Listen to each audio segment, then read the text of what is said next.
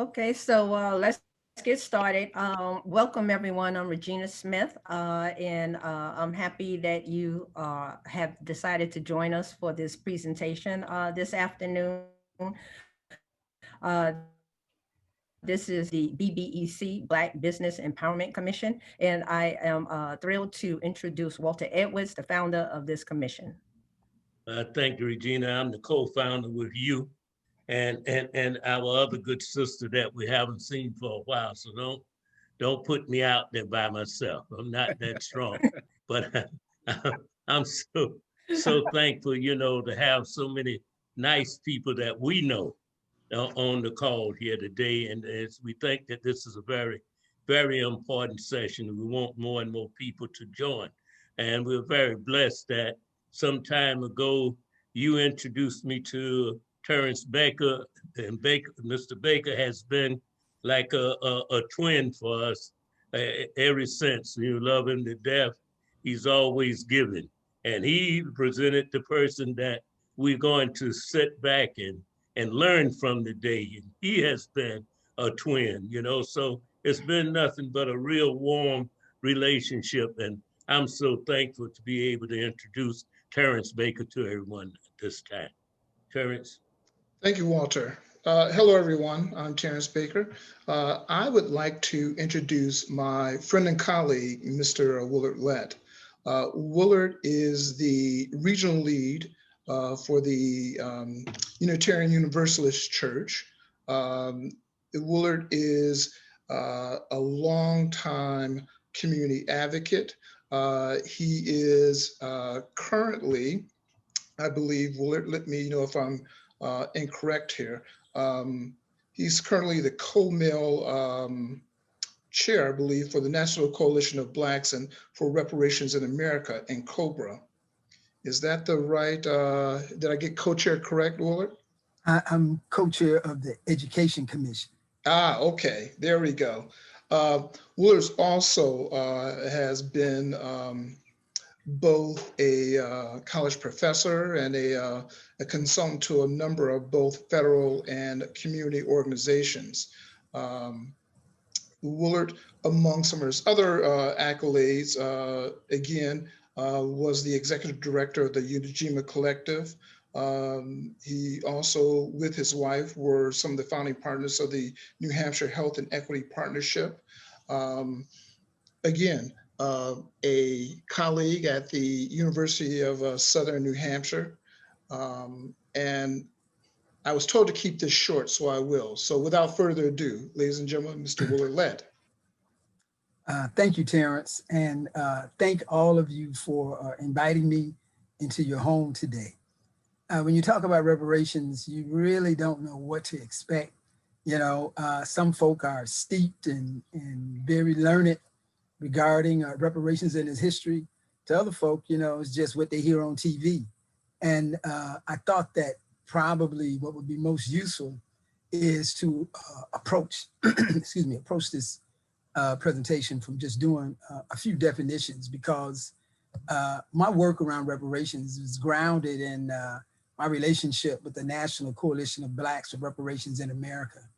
And that's a organization that was started in the late 80s. It was founded actually by Black nationalists and proponents of the Republic of New Africa, but it was founded to serve as a mass-based movement to bring together all the various organizations and individuals that were working on reparations at the time. And we've continued to move in that direction.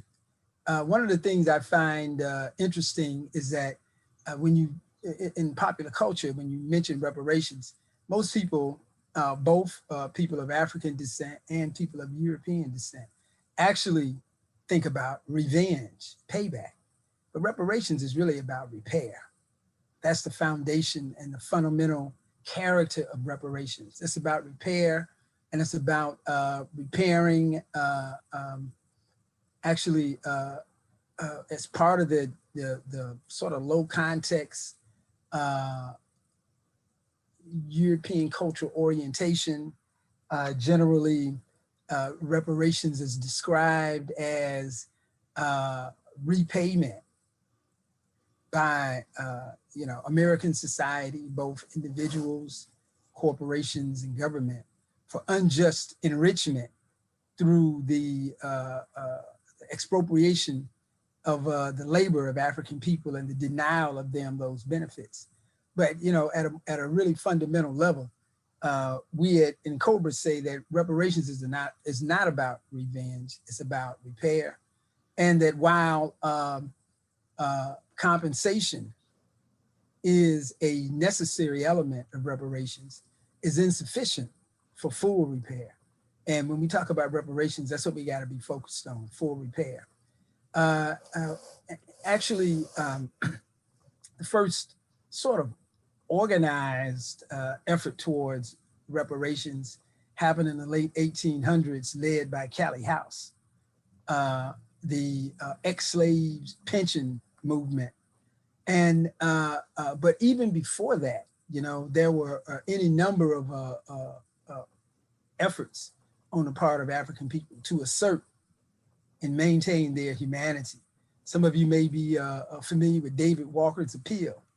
And in that document from the 1700s, David Walker talked about the need for reestablishing the broken trust that Europeans had with African people and the repair that was needed to bring about full reparations. We also have a number of incidents of reparatory justice, like, it's not a systemic or institutional response, but there are several cases with, like, Belinda Royale, who was able to successfully sue in court for compensation from her former enslaver as a result of, and that is also considered a form of reparations. So I do have a presentation that I'm gonna just walk through quickly and take us to a point where we can have discussion. Our friend Frederick Douglass says that, without struggle, there's no progress. And there are those among us who would suggest that the years of struggle around reparations that has yet to bear fruit is wasted effort and a lost cause. But, those of us who have a little snow on top of the mountain know that nothing in the universe is wasted.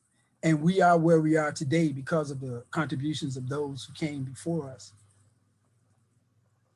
So, as I said, reparations is about repair.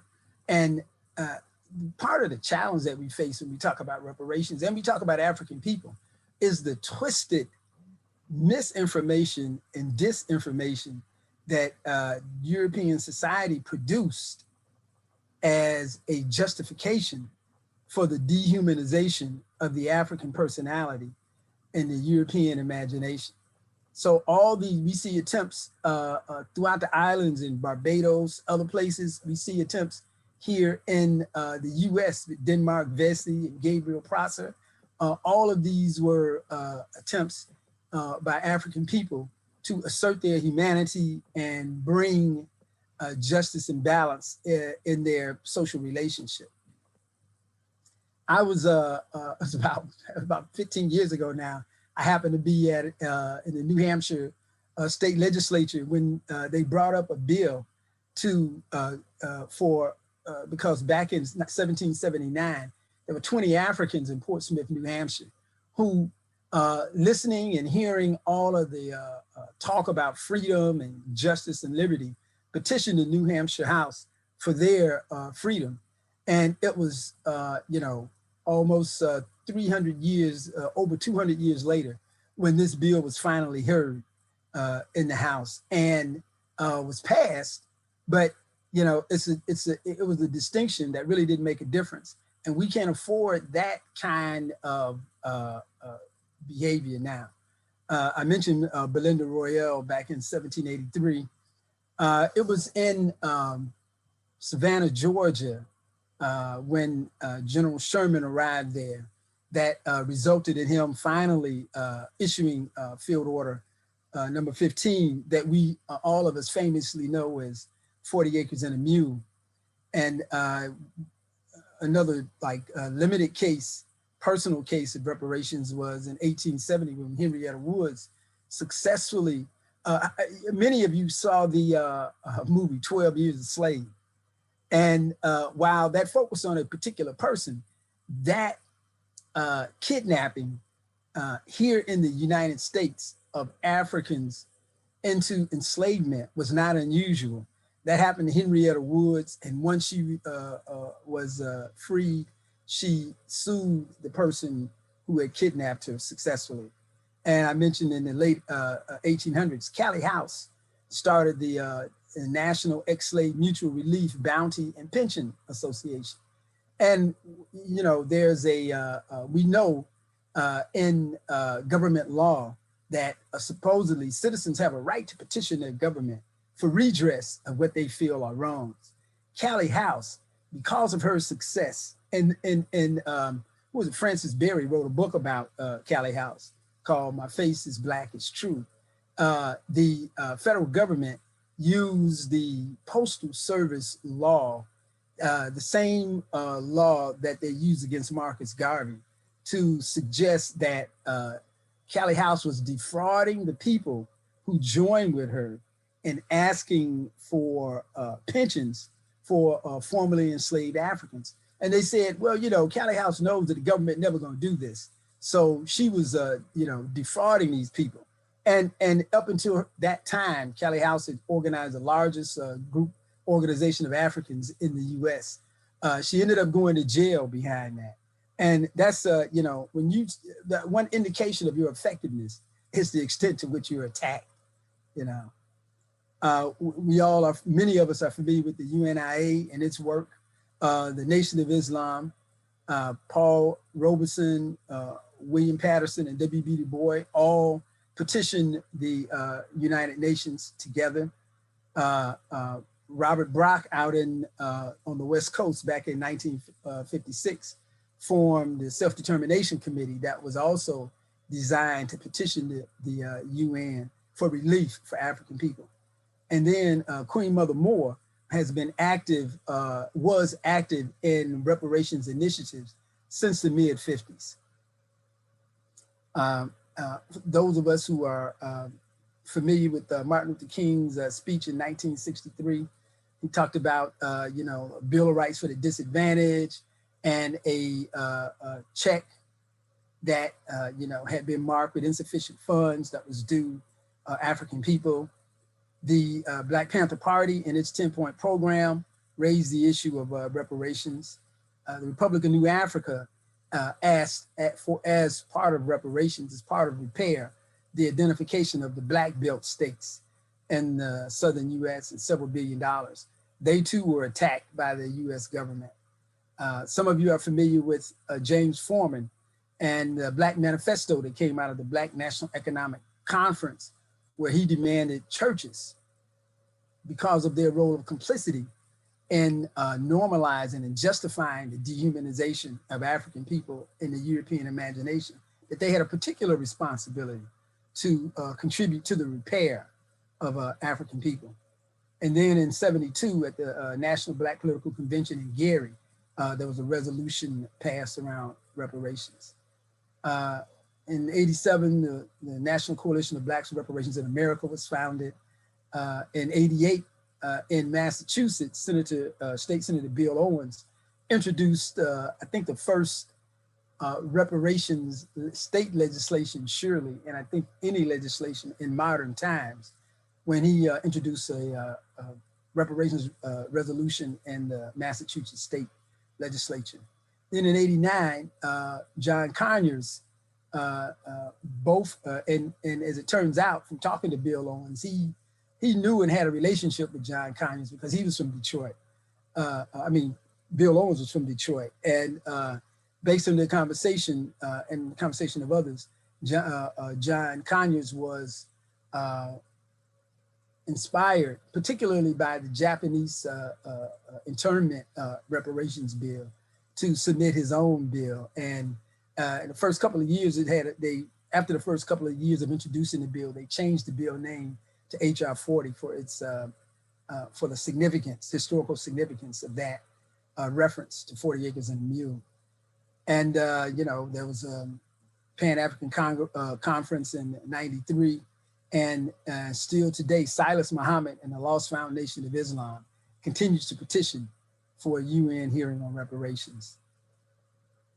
That was a big uptick in interest in reparations around the turn of the century when Deidre Farmer-Pellman and several other attorneys who had gotten involved out of Boston, down in Florida, and they were pursuing reparations cases against corporations.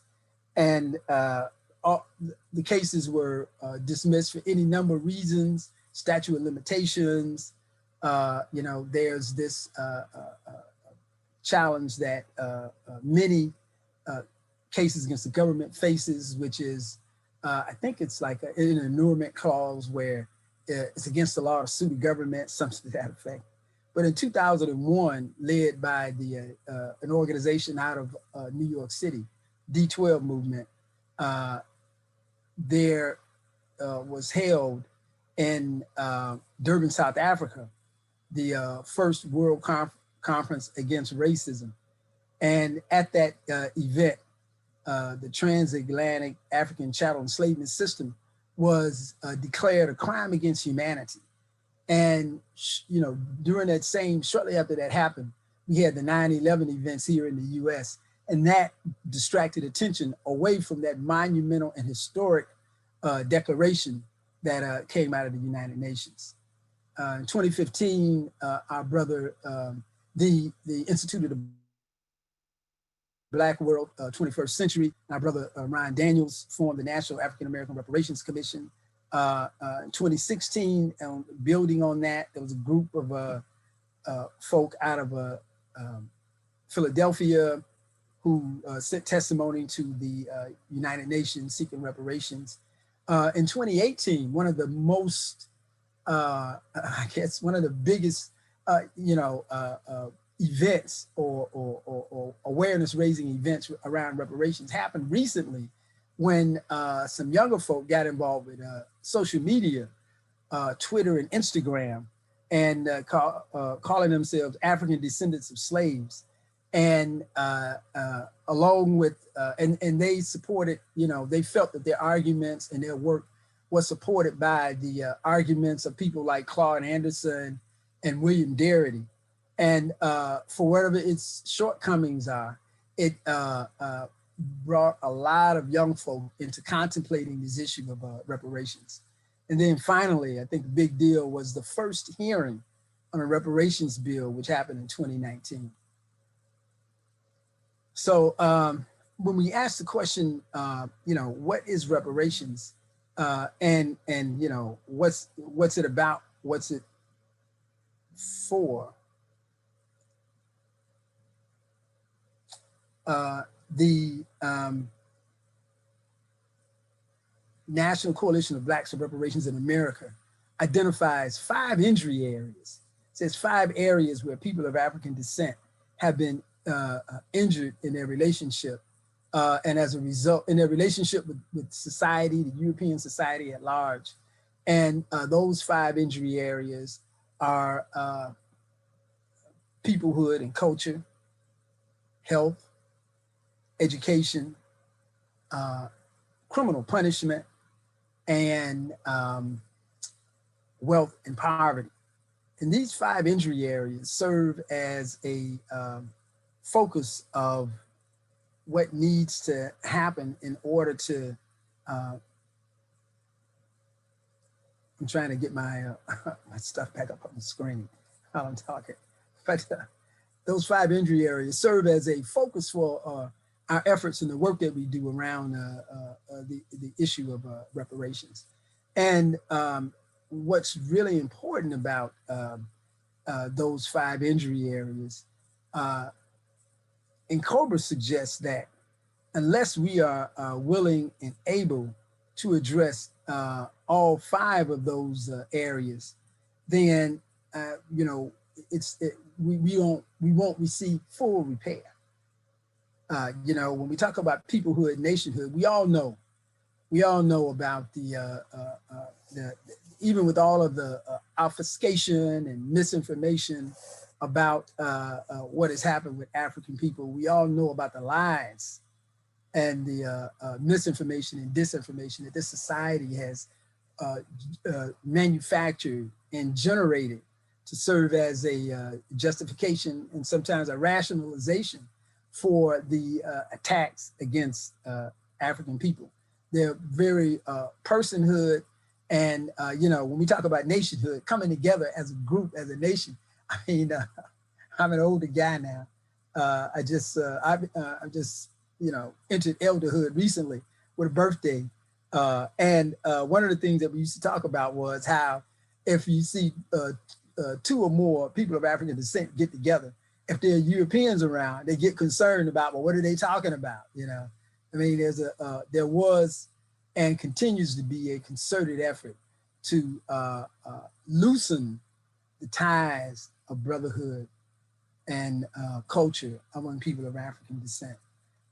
And around education, we know, all of us are familiar with the, during the antebellum period of African chattel enslavement, how it was forbidden for enslaved Africans to learn how to read and write.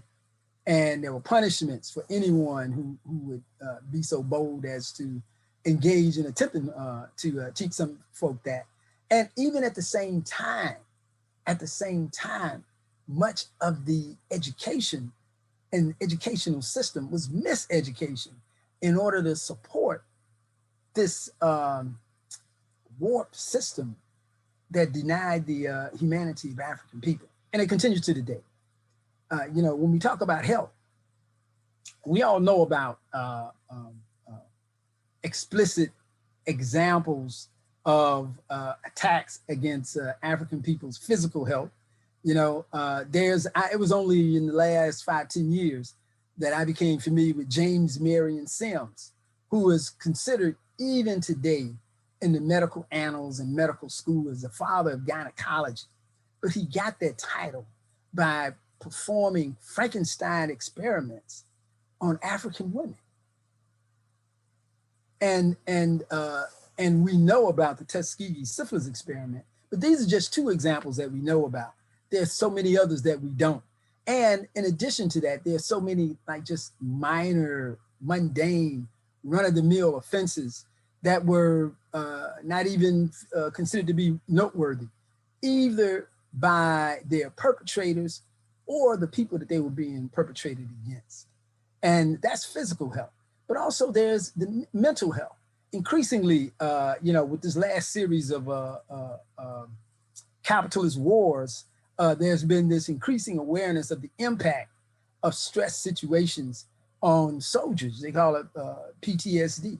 And yet, because of you know, high stress and being in anxiety-producing situations, but American society attacks African people. We got a thing in our community called the talk that we do with young people coming up to make them aware of the hostile and predatory nature of society. And living under that strain on an ongoing basis results in PTSD. In COBRA, we talk about criminal punishment. We don't talk about criminal justice because the criminal system was not designed to provide justice to African people. It was designed to criminalize and punish them. And we see that even today with the dual punishment system that exists in law enforcement in terms of arrests, you know, in courts, you know, in terms of sentencing, and incarceration in terms of treatment while incarcerated. And finally, the fifth area is wealth and poverty. The wealth gap that was created during the enslavement of African people through the denial of the fruits of their labor and the active attack against their even having aspirations to do better. You know, one of the things that happened, I live in up here on Abenaki, traditional land of the Abenaki people in Manchester, New Hampshire. And people, you know, I'm in New England, and people in, you know, New England and the North, oftentimes they kind of look down their noses at the South, and because of its agricultural basis and how, you know, it is its complicity in the or engagement in the African chattel enslavement system. But, you know, a lot of people don't think about the fact that the American economy was industrialized here in the North along the Merrimack River that's right outside my door, through the utilization of the cotton grown in the southern states in the mills here in the North. So, you know, nobody's, you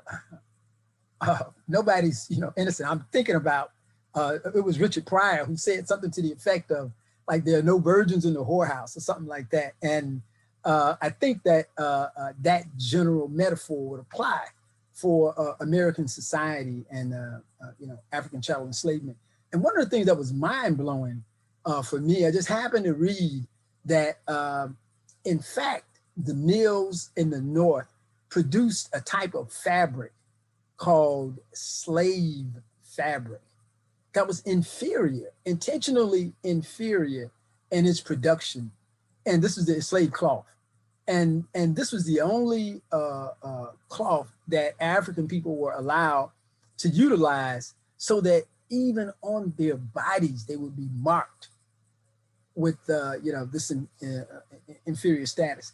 And that was then, that was during enslavement. But even afterwards, you know, Douglas Blackman talked about slavery by another name in the South, where after the Civil War, you know, we see stuff like the Mississippi Act or the Mississippi Plan, where with the end of Reconstruction and the withdrawal of the Northern troops out of the South, through terrorism and violence, Europeans wrested political control back into the hands of the former traders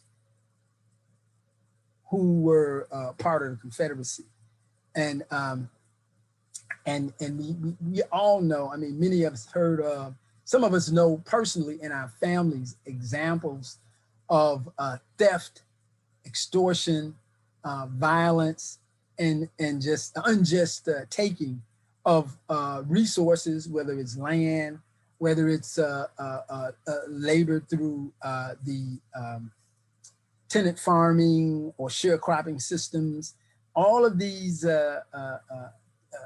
policies, these are institutional policies that were supported by government and employed by corporations, and you know, also supported and promoted by the institutions of society to deny African people of wealth and keep them in poverty. So those are the 5 injury areas. I want to have some time for questions. So let me just talk a little bit about, well, okay, well, you know, you say those are the injury areas and you want full repair. Well, what are we talking about? Well, you know, when the international definition of reparation talks about 5 forms of reparation. It talks about restitution, compensation, rehabilitation, cessation and guarantees of non-repeat, and satisfaction. And while all 5 forms of reparations are required in order to have full repair, you know, sometimes we end up, we recognize that each one of these forms is necessary. So there are some people, and more recently, our friend Sandy Darity wrote a letter to the Boston Globe attacking HR 40, and, you know, talking about how the payment provision, the reparations payment provisions in HR 40 was inadequate. And, you know, I wrote a response, who knows if it'll get published. But the point is that compensation is necessary, but it's insufficient in and of itself alone to bring about full repair. Because what are we talking about when we talk about restitution? Restitution is restoring the victim to their original situation. And that is, you know, how do we deal with the years, the centuries of misinformation and disinformation that has served to dehumanize the African personality in the European imagination, and mind you, in the imagination of many African people who, with only that steady diet of information, have adopted as their own beliefs. Our friend Mamie Clark and Kenneth Clark, back in '55, about 65 years ago, as part of the Brown versus Board of Education, did a sociological experiment called the doll test, where there was a doll mold, and this same mold was used to make one doll using pink plastic and another doll using brown plastic, same doll. And so a group of 4- and 5-year-old children, mixed ethnicity and ancestry, sitting around a table, and they asked the question, which doll is a good doll? Which doll is the bad doll? Which doll is the ugly doll? Which doll is a pretty doll? These children, these babies, were asked to make value judgment because factually there was no difference between the dolls. But just from the information in the environment, these children reached the same kind of conclusions that society puts forth, where the brown plastic doll was the bad doll and the pink doll was the good doll, all along the line. And so that restitution is restoring a people to their original position. That hasn't happened because part of the challenge, when Michael Brown was killed and they called the police officer to account, he said, "Oh, Michael Brown came up to the car. He looked like a demon. I was afraid." And the woman who killed the man in his own apartment in Texas said, "Oh yeah, I was in his house, but I saw him. I was afraid."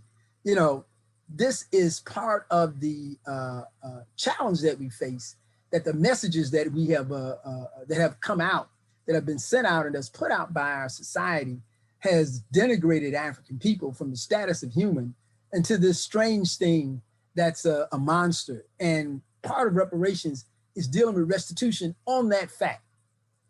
Compensation is definitely necessary. There have been any number of studies done to calculate what would be an appropriate amount of compensation. And then Cobra says, there's a debate going on and we want to encourage the debate.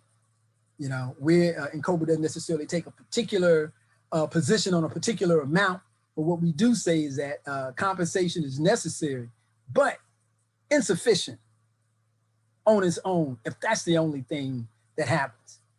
Compensation would not have saved the young man in Texas who was shot in the apartment by the female off-duty female officer of European descent. It wouldn't have saved the young guy down in Georgia recently who was out jogging and was chased down and killed. So compensation is necessary, but in and of itself is insufficient. Rehabilitation. When we talk about rehabilitation, we're talking about both physical and psychological damage that has been done to African people. Many of us are familiar with what's called epigenetics, where from the ongoing attack against African people, it changes the gene expression. This being awash in these stress hormones and chemicals, it changes how your body functions and reacts. You're always hyper vigilant. And so when something comes along like this coronavirus, you have less resources to respond. So, we got to deal with the physical damage resulting from this, both African chattel slavery and its vestiges that have continued down through the years. And also the psychological harm that has been done to people of African descent from this, both from the lies that have been told and from the ongoing attack against their person.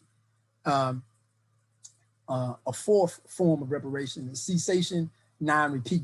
And that means that, you know, we have to, as a society, address these issues in a way that both acknowledges the wrong, but rights those wrongs through government action. We're not just asking for individuals, you know, we're not asking for individuals to like, oh, well, you know, make a donation to a fund or say some nice things to people who are, you know, let me read the chat here. I think I might be running a little long. Yes, I see a question, will the slide be available? And it's yes. Right, Dr. Charles Ogletree has, among others, have raised issues and in court and have been confronted with the standing issue. Even in Tulsa, Oklahoma, where we have survivors of the 1921 attack on the Greenwood neighborhood, it encountered statute of limitation and standing challenges.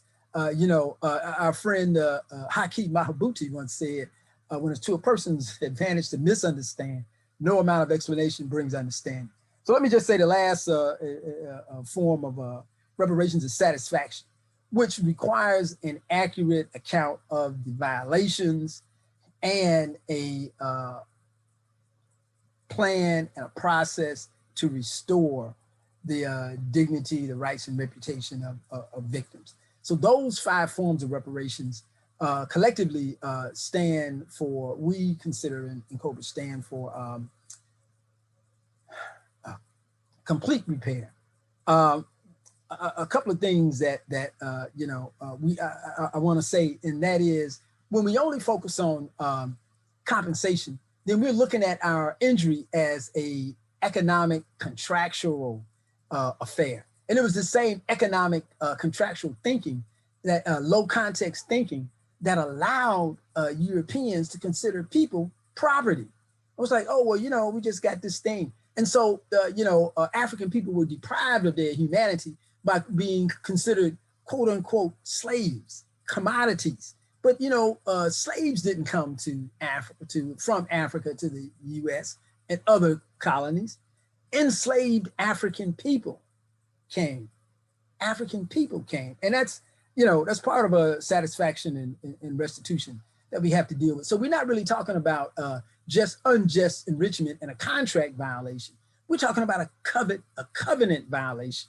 You know, one of the things that we aspire to is using the international law to approach an international community to approach the wrongdoing and the crimes of both pre and post 1776 American society.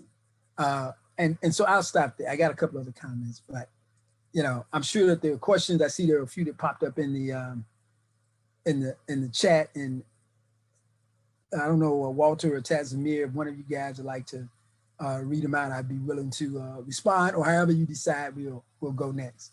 Well, first of all, let me just thank you for this thorough lesson from beginning to end on reparation.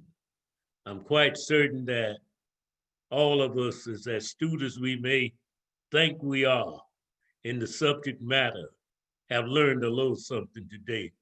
So we owe you a debt of gratitude, brother, for taking time and thoroughly explaining this to us. I would think that, Regina, you want to handle the questions session? I'll let Tazmir do that, but Woullard, I would encourage you to make your comments before we go to the questions. Unmute him. I guess the only thing that I would say, based on you know, all that I've said, is that there's space for all of us to be involved in this issue of reparations in some place, some way. And what we're talking about is repair of society. And so that means that, you know, I've used this 2 things, and I've used both of these metaphors in the past.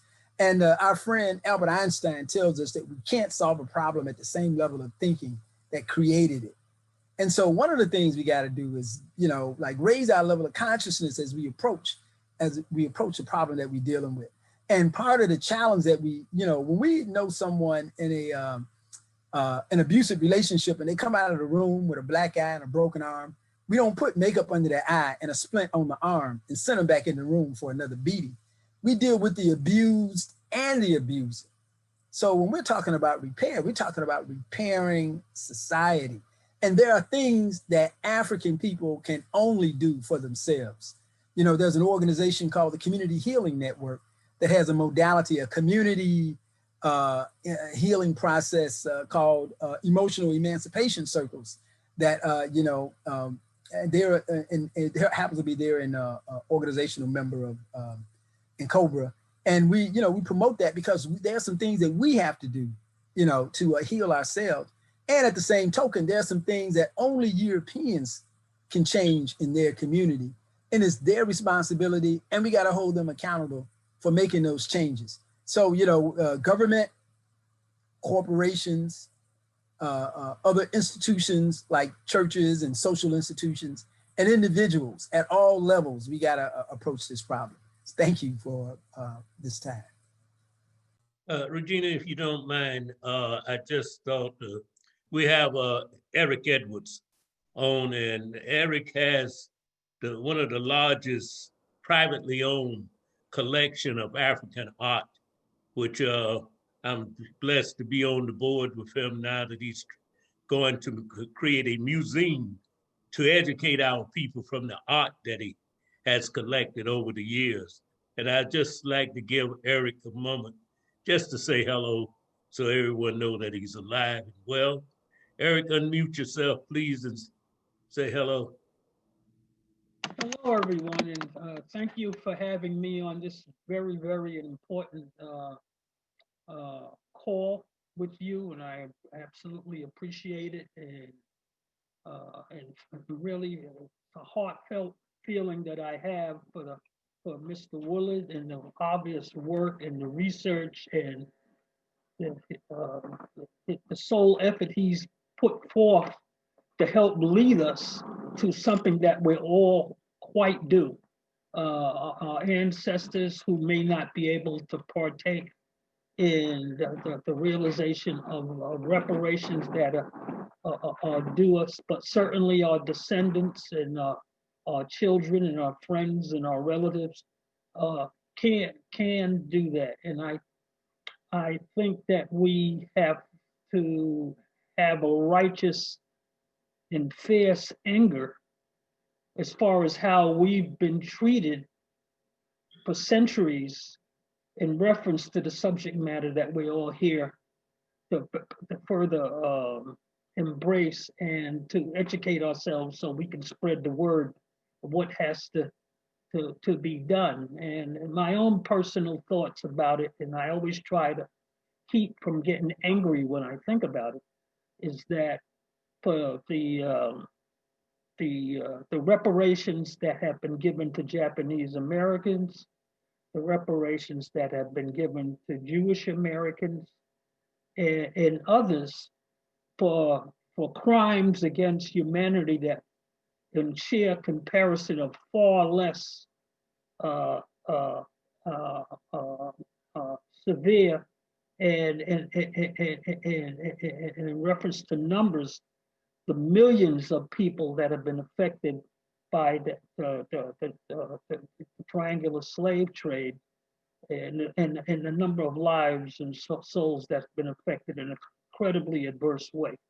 And something I can attribute to Dr. Joy DeGroy as far as when she talks about the post-traumatic slave syndrome, that is quite real and affects all of us. So I thank Mr. Woullard, and I'm going to try to help support as best I can through the museum that we're hoping to open in 2021 to embrace this subject and to support this subject and to bring all of us together. Thank you for the few minutes for my few words. Thank you, Eric. Okay, I'm through now. You got it, Taz. Hello, everyone. We have a question from Tarita. It reads, Professor Charles Ogletree, among others, have sought legal redress for the wrongful American enslavement of kidnapped Africans. Unfortunately, there has been a problem of standing. There are no Black African slaves alive today. What is being done to get around this issue of standing? Well, I think that there are two issues that are being raised. First, the idea that the impact of African chattel slavery ended in 1865 is, is a false narrative. And so, one of the things that we are doing is developing a argument that will address the ongoing assault against African people. And then secondly, the United States is a rogue nation. It's a rogue nation. Any number of international accords it has ignored and violated. But we are working to bring the United States to justice in the international court because crimes against humanity don't have a statute of limitations. And so part of what has to happen in order for us to be successful is, we have to have a compelling case and, move the issue forward. So we also have a follow-up question from the same person that reads, our VP-elect announced her support of reparations after other presidential candidates expressed their support for reparations. What can we do to hold the Biden-Harris administration accountable with respect to reparations? Yeah, that was a meeting between the male national co-chair and female national co-chair with the staff people from Vice President-elect Kamala Harris's office. And, they restated the former senator's willingness to promote reparations. And what we're having a discussion about now as a down payment on full reparations is an executive order. And, we will be, in COBRA will be meeting with particularly the Harris part of the Harris-Biden team, and also with our, partners in terms of developing a strategy to push, to put political pressure and push forward on, if nothing else. One of the things that we don't want to end up doing is putting all of our baskets in a legislative, put all of our eggs in a legislative basket. And if we can't get the legislation, this year, for the first time in the over 30 years of the introduction of HR 40, we got up to like about 172 co-sponsors, and still we're not able to get the bill out of a committee for a vote. So, we got to keep working on it. We're trying different strategies, and one of the strategy is looking at a executive order. We have another question from Darrell Downing that reads, are you familiar with Robert S. Brown's The Economic Case for Reparations to Black America? I am not, and I would appreciate if he would be willing to share that with us.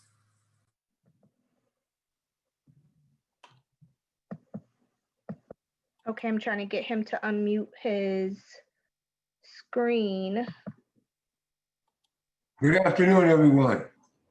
I have the document, and anyone who is interested, I can forward that document to you. Can you put it in the chat? No, it's 9 pages. 9 pages, okay. Is it the document that you sent to me the other day? Yes. Okay, I'll send it out. Okay. Thanks now. Right. We also have a question from Terrence Baker that reads, what are the arguments against reparations and how do we counter the arguments?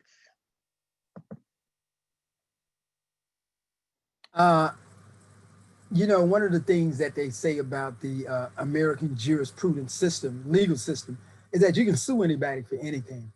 And people come up with all kind of arguments against, you know, things that are, you would consider unarguable. In fact, we see that today with the past Trump administration arguing against the president-elect. But some of the things specifically, you know, people claim that, oh, well, reparations should only be involved with direct people who are directly enslaved. You know, we don't support that contention. Another thing that people, even before the 2008 fiasco where the economy fell apart, people were saying like, oh, this will cost too much money, you know. And in fact, you know, I did a presentation where I walked through the arguments against the abolitionists who were talking about ending African chattel enslavement. And they got all the same issues like, well, you know, it's legal, you know, and people will tell you like, well, slavery was legal. Why are we doing reparations, you know? It would cost too much.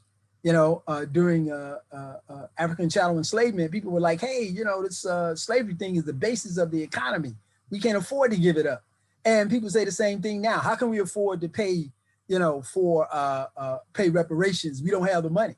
But they came up with the money in 2008. You know, they pulled it out of the air. They came up with the money just last year with these payments to everybody.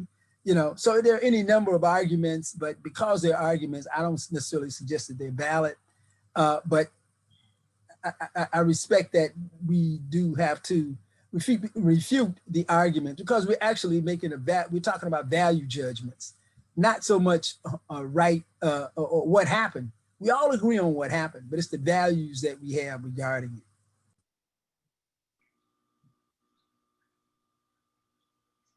We have a follow-up question from Terrence that says, how do we get young people involved in this movement? Well, you know, one of the things that we're doing within COBRA, we're getting young people involved in our organization and letting them loose on social media. So Instagram, you know, we got to go where the young people are and begin to have this discussion. In fact, I'm glad that you're recording today's presentation because I will provide that with our media and information team so that they can share it on Instagram or Twitter or something like that, so that young people can be exposed to the discussion. You know, a lot of I say old time, but a lot of the reparations activists from the 70s, 80s, and 90s, you know, we're suffering from post-traumatic stress. You know, I was in Chicago when Fred Hampton was assassinated. You know, I mean, I know that COINTELPRO is a real thing.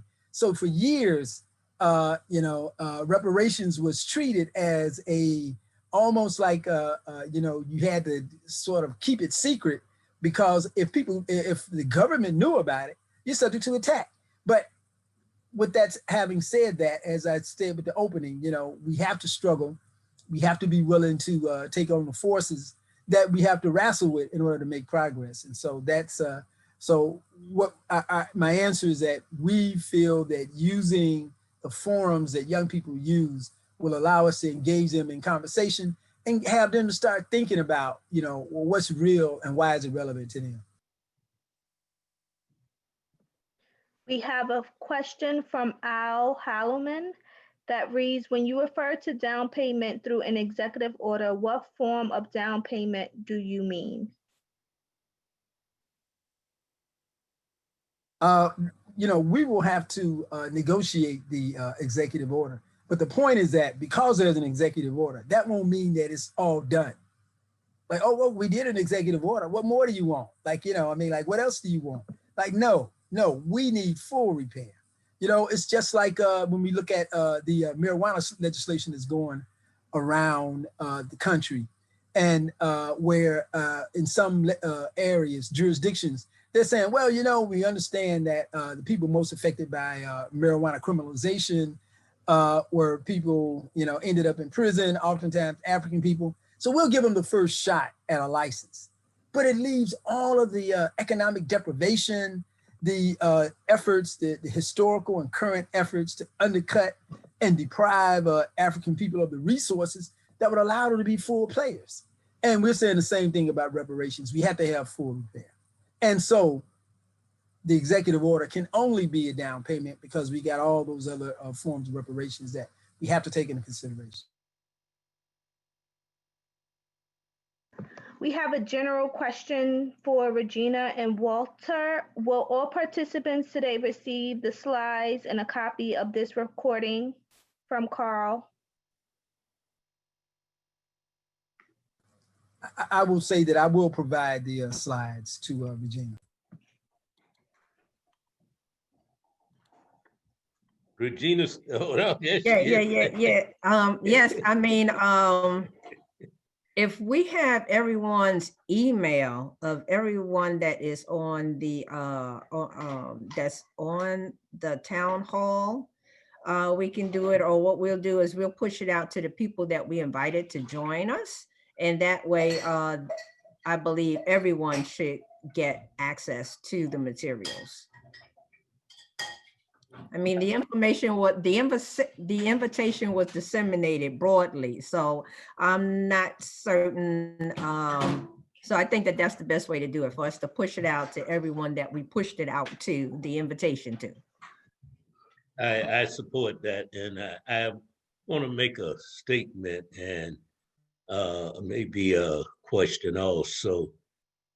Professor Lett, I was told many years ago by my spiritual teacher that we have too many foundations and we keep trying to build new foundations.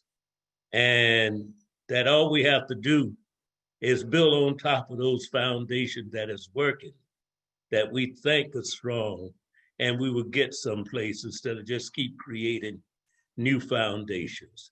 You have introduced today several organizations that are still alive and well, that is fighting. And I would want to know, would you recommend that our viewers, our listeners, join in COBRA or some of the other organizations instead of us trying to develop another entity? It's my question to you. Unmute yourself, brother. Yeah. Thank you, brother, for that question. You know, I would first encourage people who are not currently working with an organization around reparations to get with the with existing organizations. Definitely, I would follow that advice, Walter.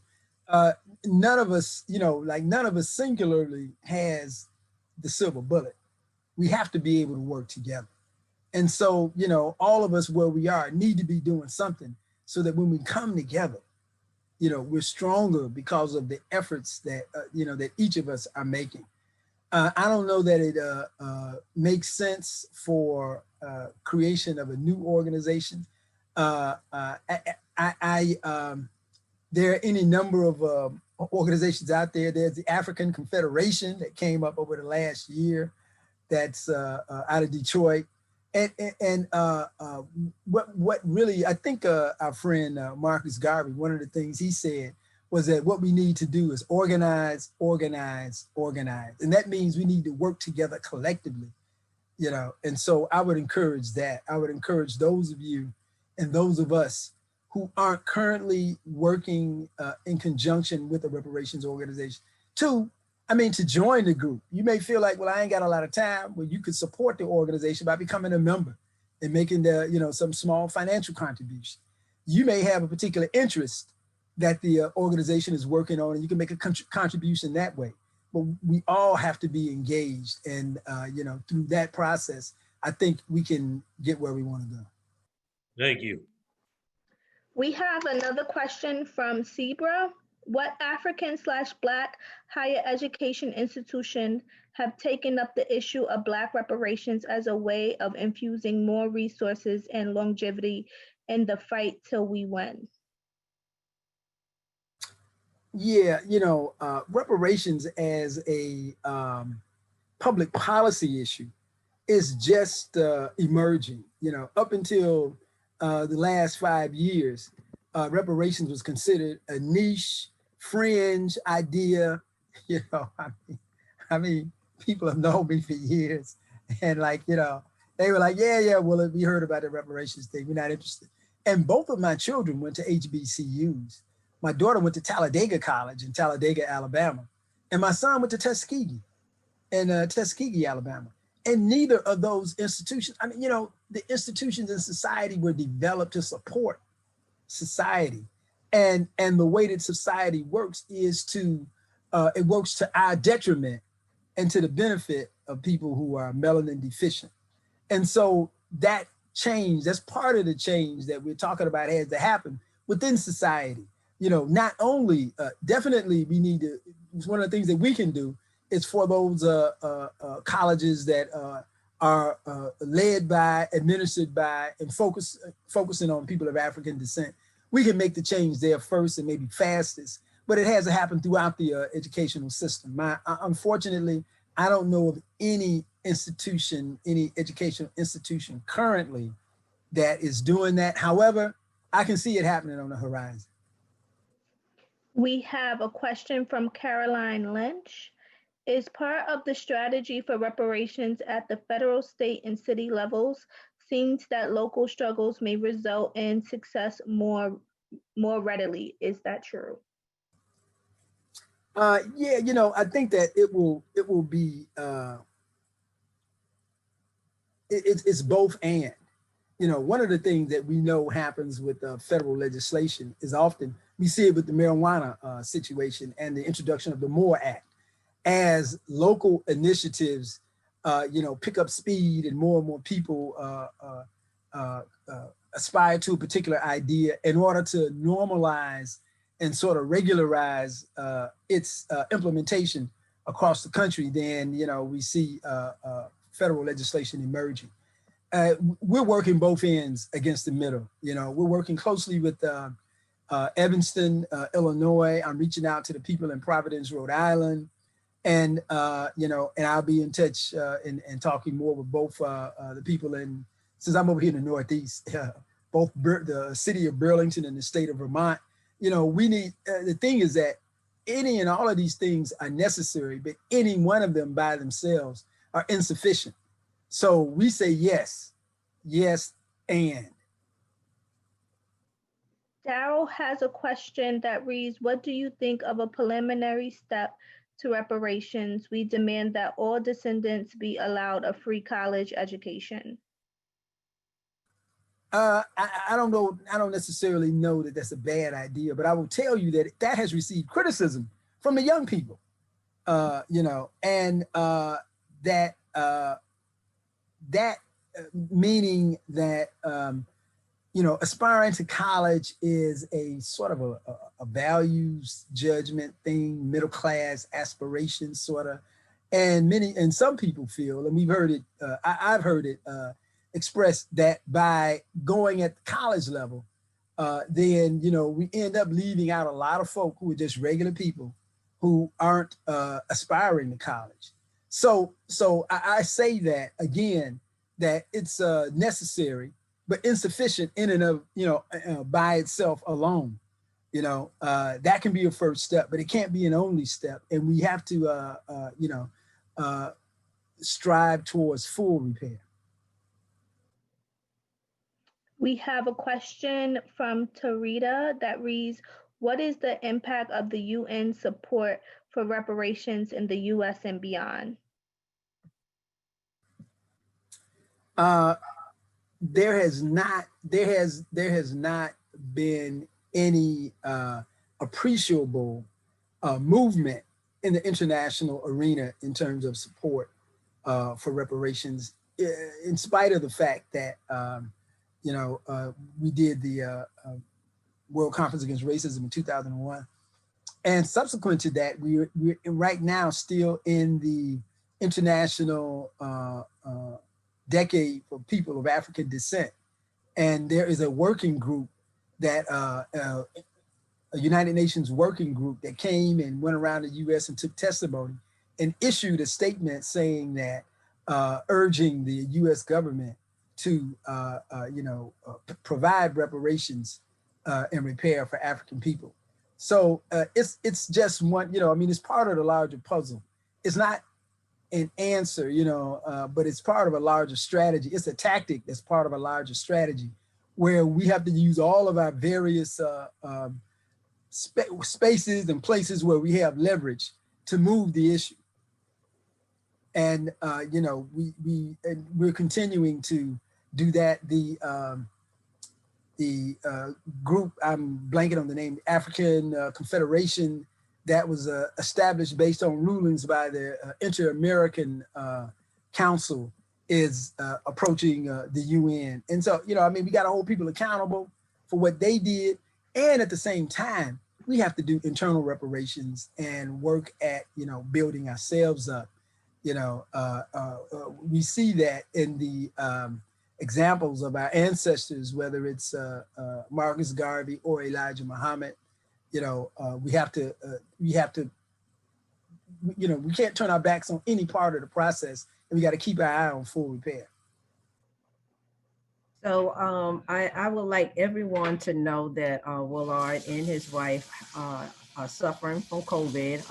Woullard, you've just been absolutely fabulous and incredible, frankly, because I caught it last April, and I know I would not have been able to perform at this level.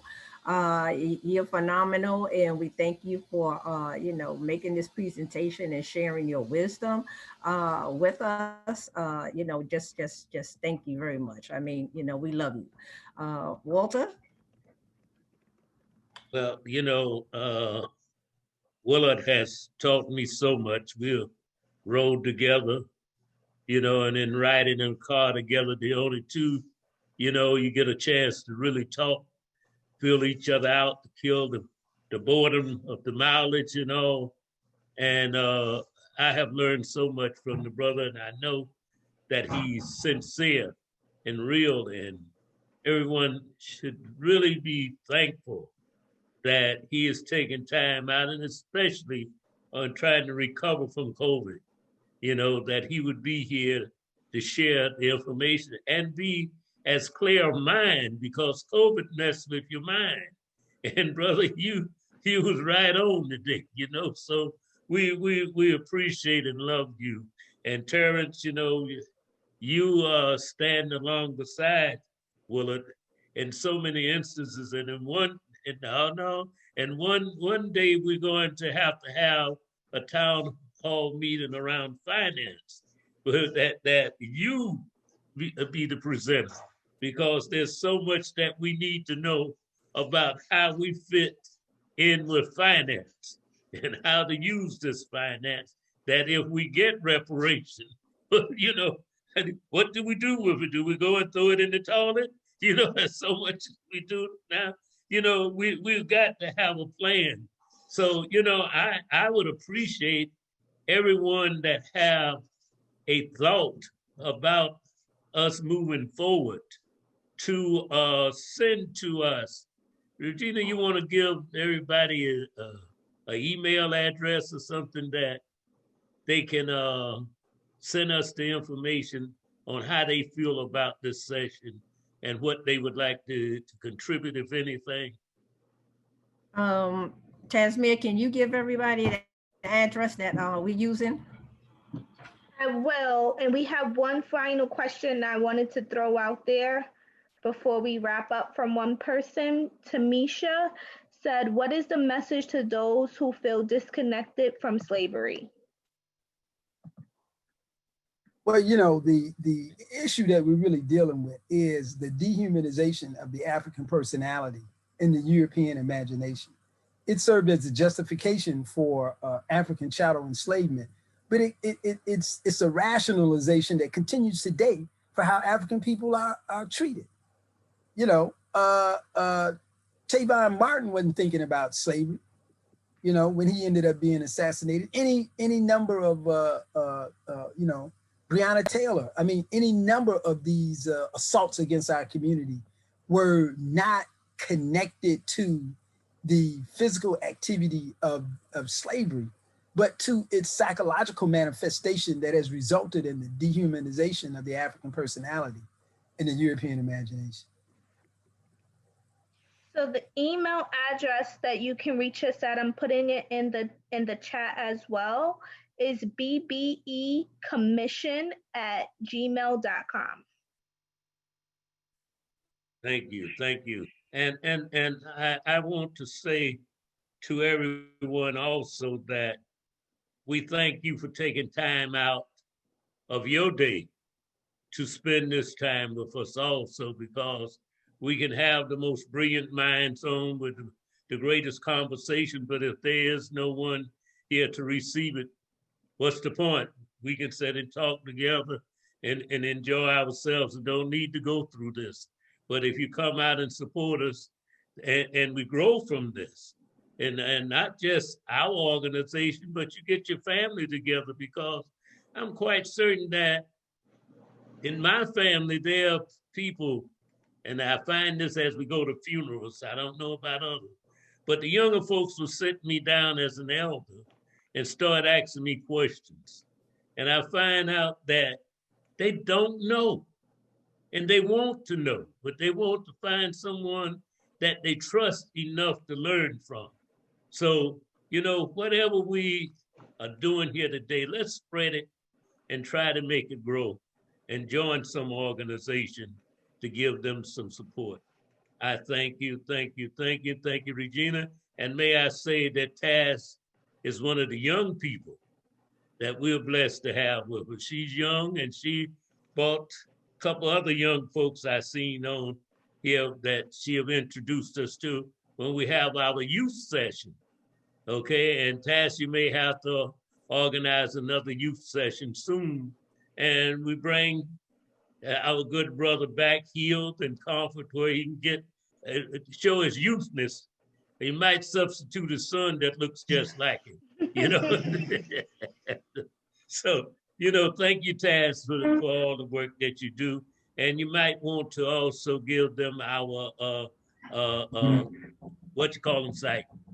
Help old man with his senior moment. Oh, our social media and everything. I also wanted to let everybody know that we do have youth forums that we ask young people to come and share, and we're defining young as anyone under 40.